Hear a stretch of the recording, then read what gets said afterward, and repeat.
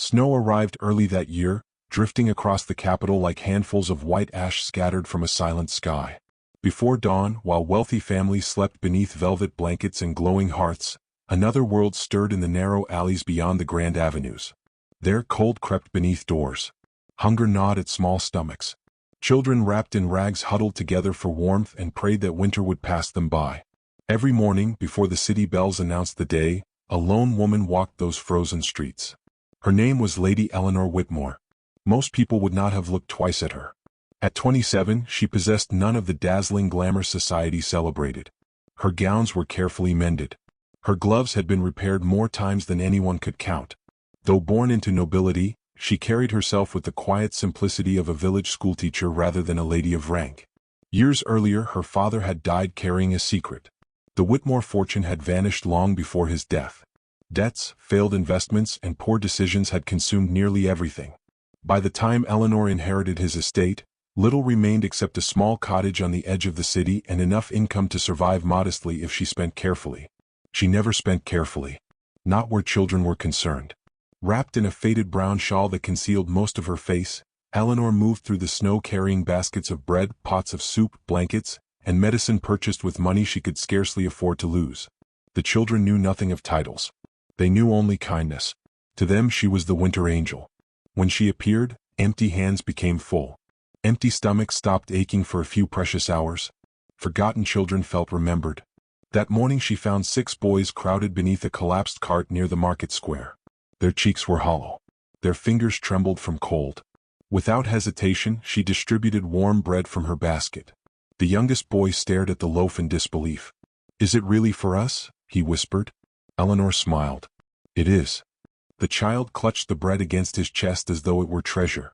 For a moment, joy defeated winter. Moments like that were the reason she continued. Not gratitude. Not praise.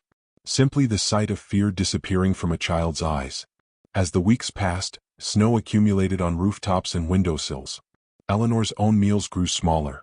More than once she pretended she had already eaten so she could give away the last of her food.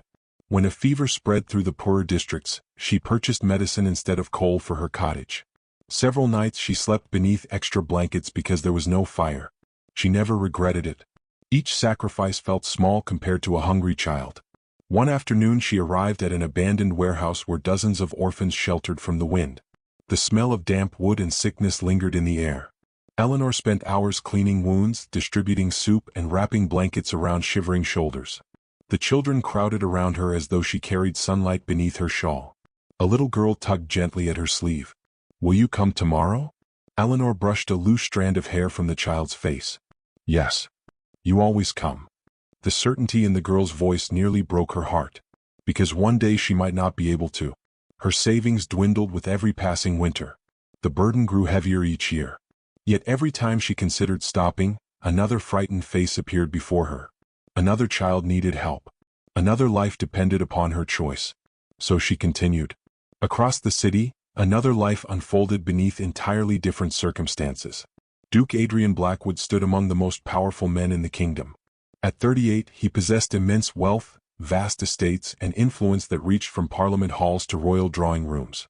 Politicians feared him. Businessmen respected him. Mothers dreamed of marrying their daughters to him. Yet Adrian found little satisfaction in any of it. Years of social gatherings had taught him the same disappointing lesson. Most people wanted something. Power, money, status. Very few cared about anything beyond themselves. The endless parade of smiling noble women had become exhausting. Every compliment felt rehearsed. Every flirtation felt calculated. He had begun to suspect genuine goodness existed only in stories. Then winter placed an unexpected mystery in his path. For weeks, Adrian heard whispers from servants, merchants, and coachmen. Someone was helping the city's orphans. No one knew her identity. Some claimed she was a widow. Others believed she was a nun. Children spoke of her almost like a legend. The winter angel. Curiosity took root. One evening, while returning from a meeting near the poorer districts, Adrian spotted a cloaked figure crossing a snow-covered street. A basket hung from one arm. Several children ran toward her immediately. He slowed his horse. From a distance he watched. The woman distributed bread and blankets. She listened when they spoke. She knelt in the snow so she could meet their eyes. There was nothing performative about her kindness. No audience. No applause. Only compassion. Adrian remained hidden beneath gathering darkness. Something about the scene unsettled him. Not because it seemed false. Because it seemed real. The following night, a fierce wind swept through the city. Snow lashed the streets. Even hardened laborers hurried indoors. Yet Eleanor still walked her familiar route. Near the river docks she discovered a small girl sitting alone against a stone wall. The child's lips had turned blue from cold. Her thin dress offered almost no protection from the weather. Without hesitation, Eleanor removed her own coat. The wind immediately bit through her clothing. Gently she wrapped the coat around the little girl and fastened every button. The child began to cry. Eleanor gathered her close. Neither noticed the tall man standing motionless beneath a distant lantern. As snow swirled between them, Duke Adrian Blackwood watched the shivering woman give away the last thing protecting her from the winter night, and for the first time in many years, something stirred inside his guarded heart. Winter tightened its grip on the capital, yet the season's most anticipated event arrived with dazzling certainty. For weeks, servants polished crystal chandeliers until they glittered like captured stars. Musicians rehearsed beneath painted ceilings. Tailors worked through the night stitching silk, velvet, and lace for ambitious daughters and hopeful mothers. One announcement had transformed the kingdom. Duke Adrian Blackwood intended to choose a wife before the year ended.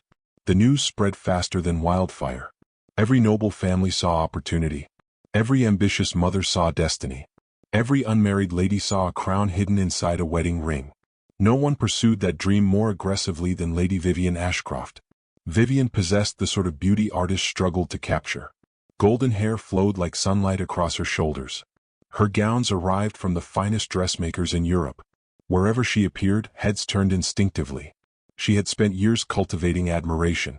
Now she intended to claim the greatest prize in the kingdom. At 29, she considered the matter practically settled. After all, who else could possibly rival her? Certainly not Lady Eleanor Whitmore. While invitations flooded aristocratic households, Eleanor wished only to avoid them entirely. The thought of crowded ballrooms and judgmental whispers exhausted her. She preferred mornings among hungry children to evenings among glittering nobles. Unfortunately, her aunt disagreed. "You cannot hide forever," Aunt Margaret declared as servants adjusted Eleanor's old gown. "You were born a lady. You will attend." Eleanor studied her reflection. The cream-colored dress had once belonged to her mother. Years of alterations could not disguise its age. The fabric remained elegant, but fashion had moved on long ago. Compared to what other women would wear, it would appear painfully modest. "I do not belong there," Eleanor said quietly. Her aunt softened. "Perhaps not. But staying away allows them to decide who you are. Attend and at least decide that for yourself." The words lingered. By evening, Eleanor found herself standing before Blackwood Palace. Carriages crowded the entrance. Jewels flashed beneath torchlight. Laughter drifted through the winter air. For one brief moment she considered turning around. Then she stepped inside. The ballroom looked like something from a dream. Thousands of candles shimmered across crystal chandeliers.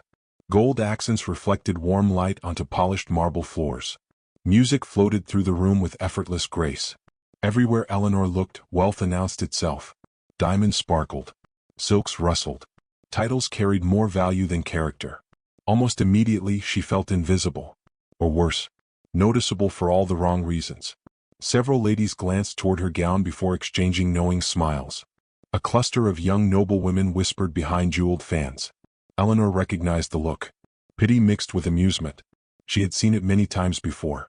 Determined to endure the evening quietly, she remained near the edge of the ballroom. Unfortunately, Lady Vivian noticed her. The beautiful aristocrat approached surrounded by admirers. Her smile appeared pleasant enough. Her eyes did not. "Lady Eleanor," Vivian said sweetly. "How wonderful that you came." Eleanor inclined her head politely. "Good evening." Vivian examined the old gown. How sentimental. Vintage pieces can be charming. Several women nearby laughed softly. Eleanor understood the insult. She chose not to respond. Vivian stepped closer. "I hear you spend considerable time among the poor." "I help where I can." "How admirable." The compliment sounded strangely sharp. More guests drifted nearer. Curiosity gathered like storm clouds. Vivian smiled wider. "Though charity is such a peculiar hobby, one must wonder whether some ladies confuse kindness with accomplishment." The surrounding circle chuckled. Heat rose into Eleanor's cheeks. Still she remained silent. Vivian's voice carried farther now. After all, charity does not make a duchess. The laughter spread. Not loud. Not cruel enough to shock anyone. Simply comfortable. The kind of laughter that wounded because so many joined it. Eleanor felt every pair of eyes upon her. In that moment she became painfully aware of her worn dress, her modest circumstances, and her place within society. None of them knew she had spent 10 winters feeding hungry children. None of them knew what sacrifices filled those years. They saw only a poor noblewoman standing where richer women believed she did not belong. Humiliation tightened around her chest. Excusing herself as gracefully as possible, Eleanor turned away. No one stopped her. The music continued. The dancers continued. The laughter continued. As though her embarrassment mattered to nobody. Outside, snow drifted through the palace gardens. The cold air struck her face and finally loosened the tears she had struggled to contain. She walked along a lantern-lit path between frozen hedges. The ballroom's music faded behind her. For several minutes she stood alone. Or so she believed. A familiar voice emerged from the darkness. "I was hoping I would find you." Eleanor turned. Duke Adrian Blackwood stepped beneath the lantern glow. His dark formal coat contrasted sharply against the falling snow. She immediately wiped away lingering tears. "My apologies, Your Grace. You owe me none." The sincerity in his voice surprised her. For a moment neither spoke. Snow settled upon bare branches overhead. The palace shimmered behind them like a distant world. "I should return inside," Eleanor said. "You may." Something in his expression stopped her. "But you do not wish to." She looked away. "I am not suited to rooms like that." Adrian studied her quietly. "I disagree." A faint, bitter smile touched her lips. "You are kind to say so." "I am not attempting kindness." The answer startled her. He took another step closer. Not enough to invade her space. Only enough to make clear that he intended honesty. "I have met many beautiful women," he said. The words hung between them. Eleanor braced herself for another compliment she did not want. Instead, Adrian continued. "I have met very few good ones." Silence followed. The snow seemed to stop falling. The entire world narrowed to that single sentence. Because something in his eyes told her he was not speaking about appearances. He was speaking about the woman who carried bread through frozen streets before dawn. The woman hidden beneath a shawl. The woman known only to hungry children. Fear and wonder collided inside her.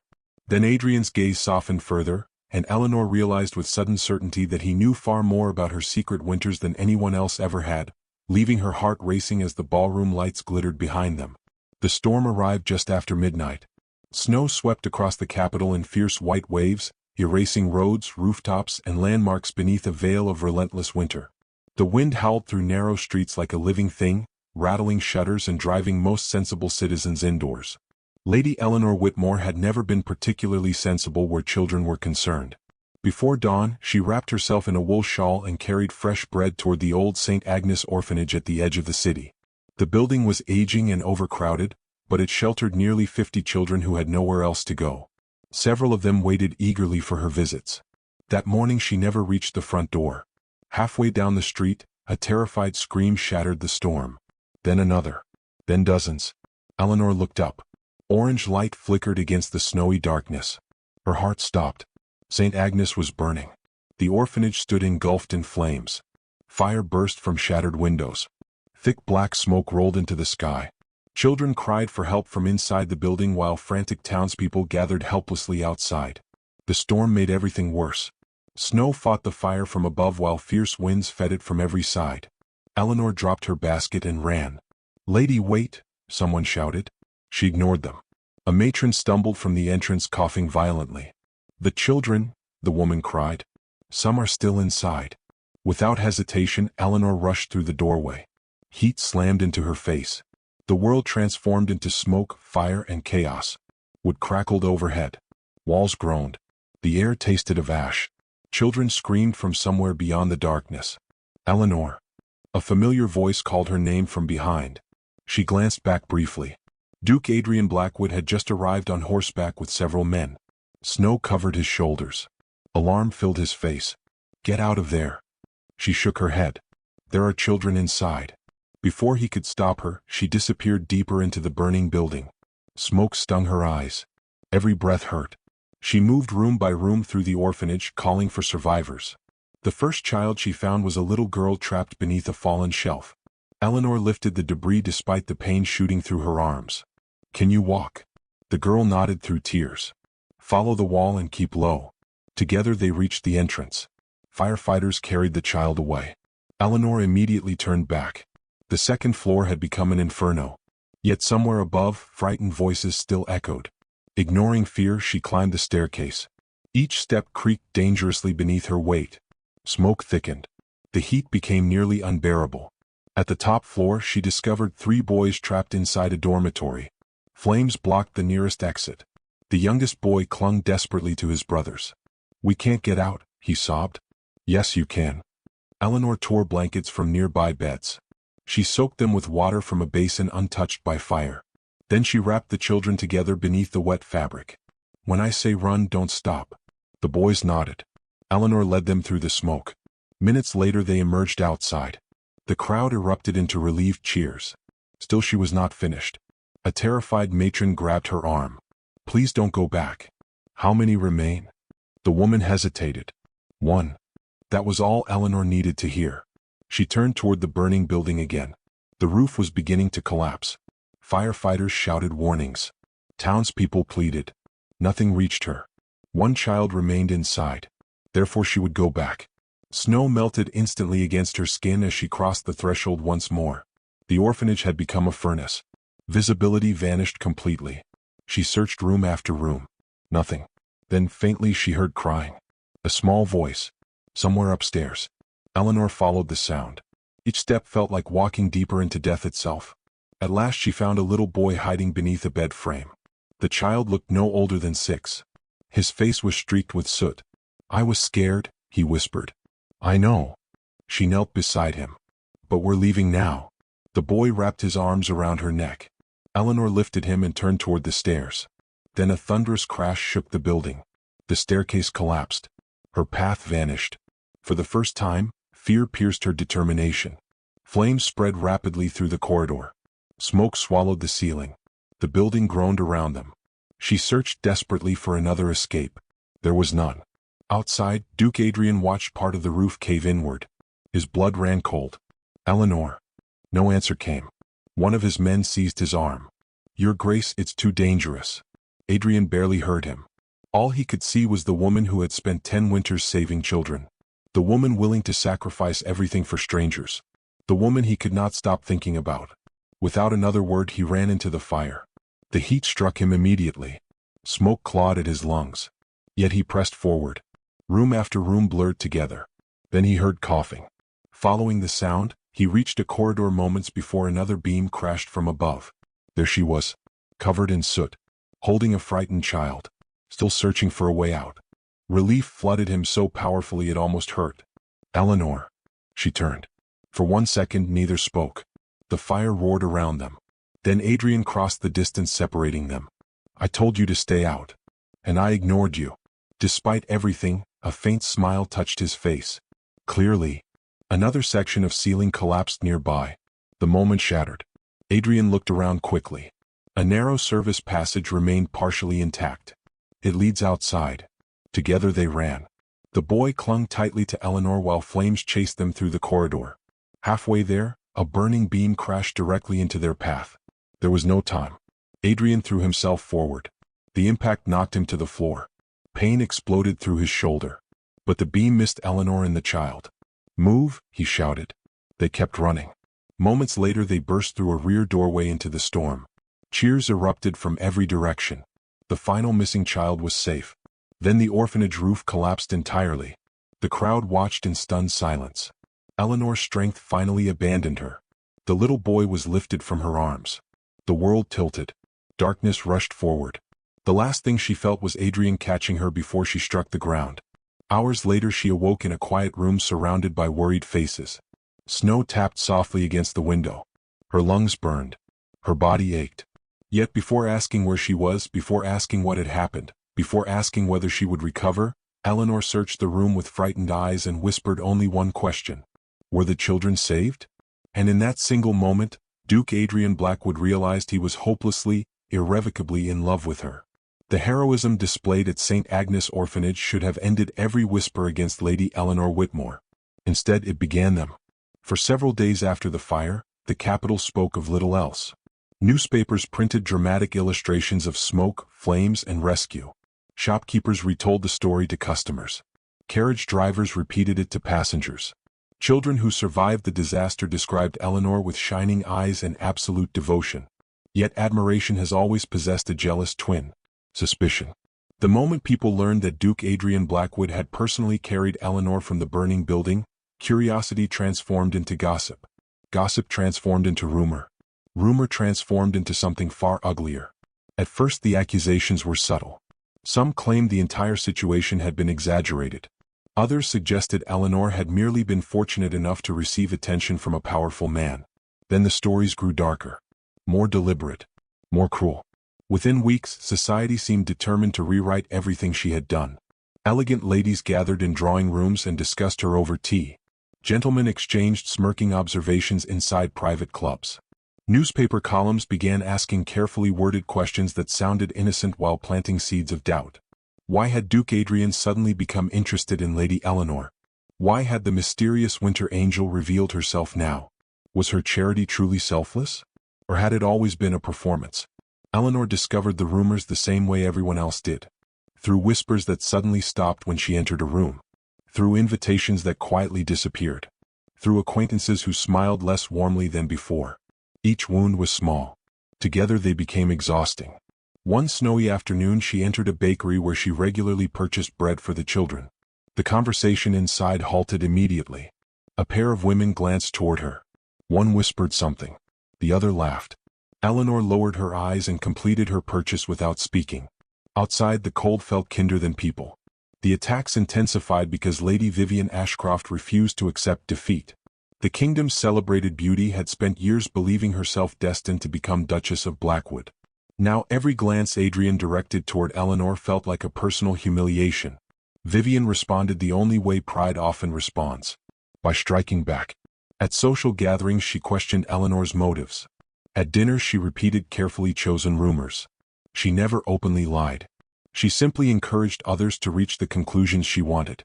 Kindness can be very useful, she remarked one evening before an audience of eager listeners. The statement spread quickly. Others added their own interpretations. Before long, society had created an entirely fictional version of Eleanor Whitmore. A calculating woman. A manipulative woman. A woman who used hungry children as stepping stones toward a title. The irony would have been laughable if it had not hurt so deeply. Eleanor continued visiting orphan shelters. She continued delivering food. She continued purchasing medicine. Yet now even some charitable donors regarded her differently. Questions replaced gratitude. Doubt replaced trust. One afternoon a wealthy patron pulled aside the manager of a children's refuge. "Are we certain her intentions are honorable?" The words reached Eleanor accidentally. She pretended not to hear them. That night she cried for the first time in years. Not because society mocked her. Not because newspapers insulted her. But because the children might suffer if support disappeared. That possibility frightened her more than any personal attack. Meanwhile, Adrian watched everything unfold with growing anger. From his office windows he could see headlines spreading through the city. He attended dinners where supposedly respectable people discussed Eleanor as though she were a criminal. Every accusation felt absurd. He knew the woman behind the rumors. He had watched her give away her coat during a snowstorm. He had seen her run into a burning orphanage. He knew precisely how little she cared about status. Yet Eleanor refused to defend herself. When Adrian urged her to answer the accusations publicly, she shook her head. What would I say? The truth. A sad smile touched her face. The truth was never done for applause. The answer silenced him. Because it revealed exactly why the attacks wounded her. Recognition had never been her goal. Neither had admiration. She simply wanted children to survive winter. Nothing more. Nothing less.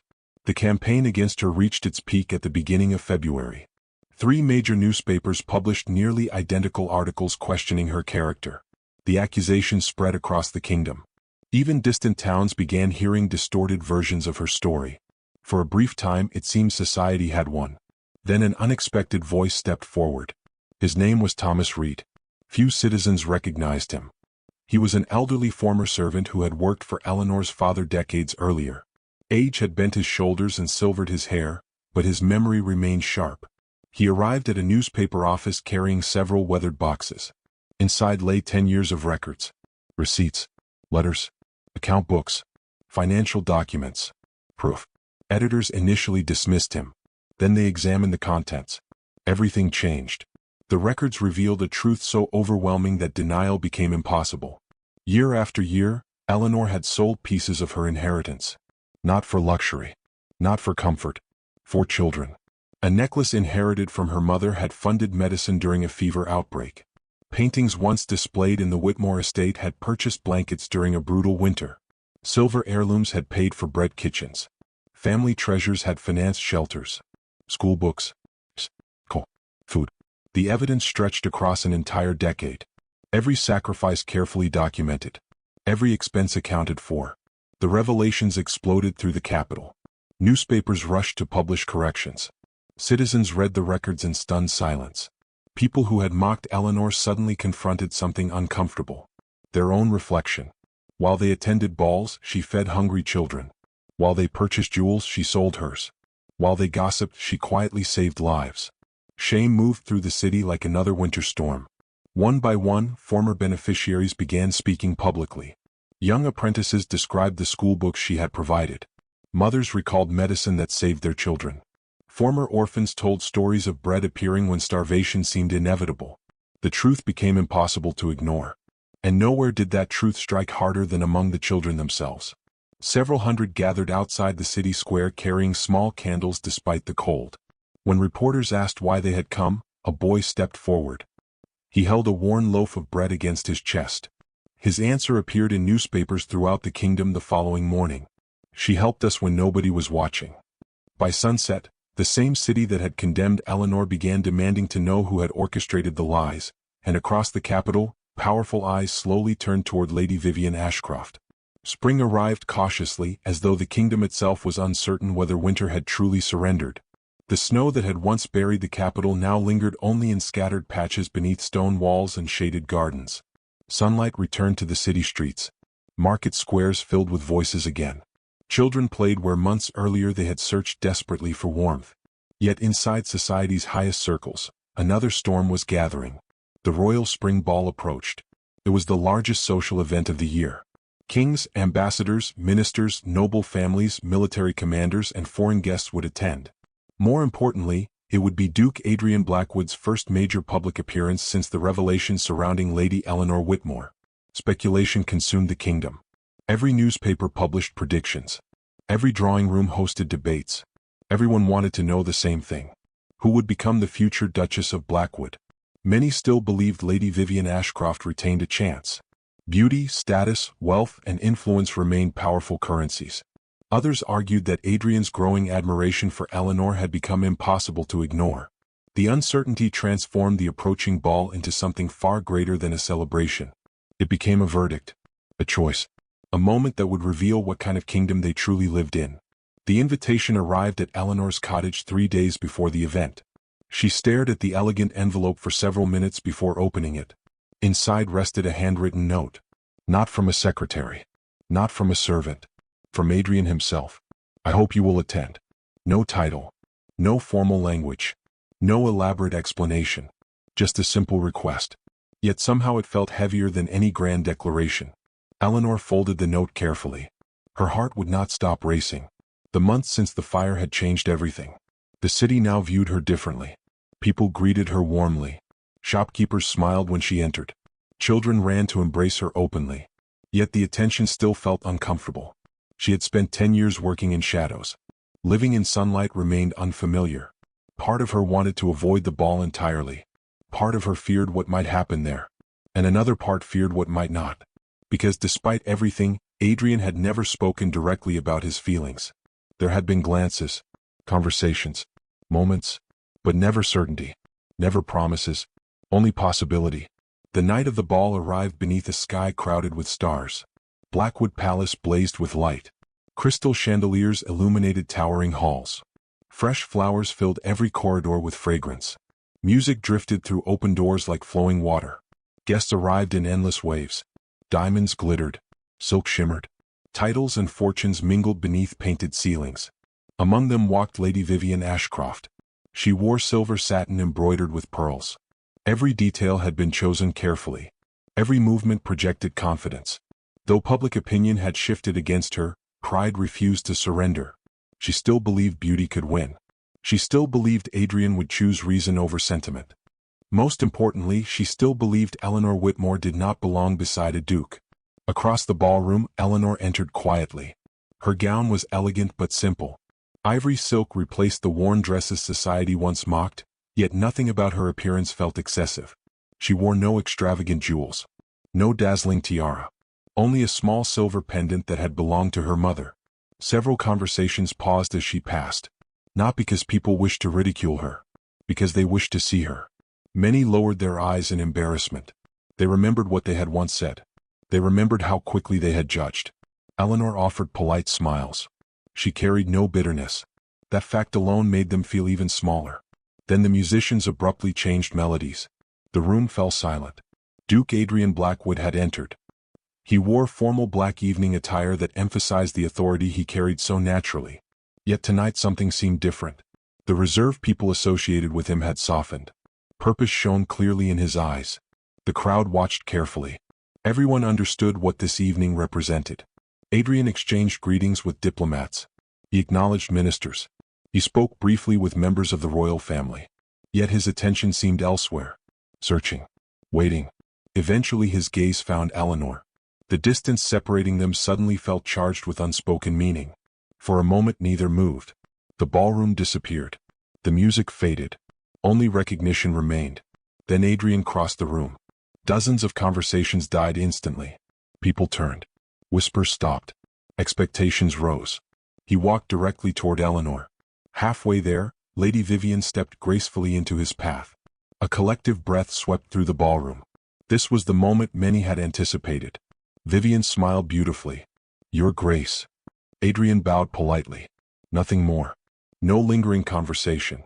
No invitation to dance. No special attention. He simply continued walking. The silence deepened. Step by step, he passed every celebrated beauty in the room. Every wealthy heiress. Every influential noblewoman. Every princess whose family had quietly hoped for an alliance. He walked beyond them all. Until he stopped before Eleanor. The world seemed to freeze. Eleanor looked up at him. Her pulse thundered. The room waited. No one spoke. No one dared. Adrian's voice carried effortlessly through the silence. "The kingdom has enough beautiful ladies." A murmur moved through the crowd. His gaze never left Eleanor. "What it lacks is women like her."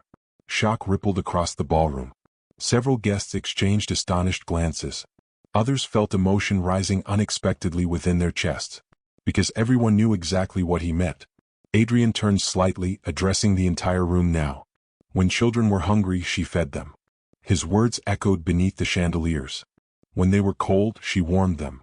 The silence grew deeper. When they were forgotten, she remembered them. Eleanor's eyes filled with tears. Adrian took another step closer. "You gave when nobody could repay you." His voice softened. "You helped people when nobody was watching." The room remained completely still. Even the musicians had lowered their instruments. "You spent 10 winters proving the worth of your heart." Then, before kings, nobles, ambassadors, and aristocrats, Duke Adrian Blackwood lowered himself onto one knee. Gasps erupted throughout the ballroom. Several ladies covered their mouths. Others stared in disbelief. No one had expected this. Not truly. Adrian reached into his coat. A ring caught the chandelier light. Its diamonds sparkled brilliantly. Yet somehow it seemed insignificant compared to the sincerity in his eyes. "Lady Eleanor Whitmore." Emotion tightened his voice. "Allow me to spend the rest of my life honoring the kindness you showed others." Tears slipped down Eleanor's cheeks. Years of loneliness flashed through her mind. The cold mornings. The sacrifices. The ridicule. The children. The endless winters. Every difficult step had somehow led here. To this moment. To this man. The answer emerged through tears and laughter together. Yes. The ballroom exploded. Applause thundered from every corner. Guests rose to their feet. Even those who had once mocked her joined the celebration. Not because a duke had chosen her. Because they finally understood why. Adrian stood and gently placed the ring upon her finger. For a moment neither spoke. Words felt unnecessary. Everything important already existed between them. Across the room, Lady Vivian quietly turned away. No dramatic scene followed. No protest. No confrontation. Only defeat. Because for the first time in her life, she had encountered something beauty could not compete against. Character.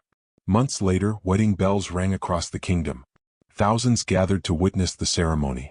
Yet the most important guests were neither nobles nor royalty. They were children. Hundreds of them. Former orphans. Former street children. Young lives touched by Eleanor's quiet generosity. Many cried openly as she walked down the aisle.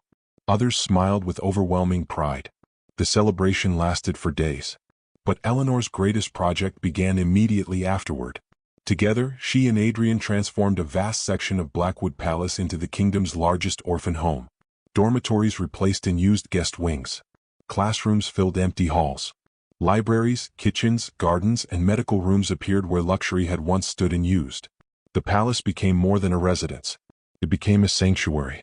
On the afternoon the orphan home officially opened, children poured through the gates in joyful waves. Laughter echoed across the grounds. Hope filled spaces once reserved for privilege. As Eleanor stood watching, a familiar boy approached. The same boy who had once shared half his bread because he believed she looked hungry. He carried a small loaf in both hands. Carefully, almost shyly, he offered it to her. Eleanor immediately recognized it. For a moment neither spoke. Then the boy smiled. "Now it's my turn to feed you." The words shattered the last of her composure. Tears spilled freely. Adrian slipped an arm around her shoulders. Together they looked toward the palace gates as more children entered. Not frightened. Not starving. Not alone. The setting sun bathed the grounds in gold as hundreds of young voices filled the air with laughter, and Eleanor realized that the greatest reward for 10 winters of kindness was not becoming a duchess at all. It was watching an entire generation walk through open gates toward a future finally bright enough to outshine every winter that had come before.